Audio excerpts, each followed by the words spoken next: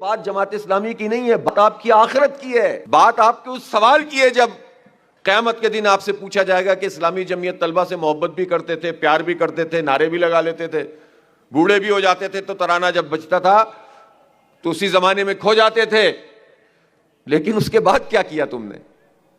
اس سوال کا جواب تلاش کیجئے اور اپنے دور کا وہ شعور بھی حاصل کیجئے کہ اس دور میں کون لوگ ہیں، کون سی قوتیں ہیں کہ جن کے مقابلے میں اس مزاحمت کو منظم کرنا ہے اور ہمہ گیر ہمہ جہت اس حد تک صحیح ہے بات کہ ہر فیلڈ میں کام کرنا ہے، لیکن ایسا تو نہیں ہوا ہوگا نا کہ اسلامی جمعیت طلبہ میں پڑھنے والے لوگ، مجھے تو اس میں کوئی بھی شک نہیں ہے کہ بہترین اکانومسٹ کیا اسلامی جمعیت طلبہ سے فارغ شدہ لوگوں میں نہیں ہوں گے؟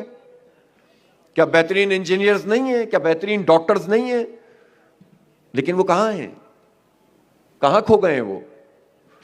اور وہ کس کی خدمت کر رہے ہیں؟ اصل بات یہ ہے کہ آپ زندگی کا یہ شعور دیں، یہ ایکسلنس تو ملتی چلی جائے گی انشاءاللہ، جڑتی چلی جائے گی، آگے بڑھتی چلی جائے گی۔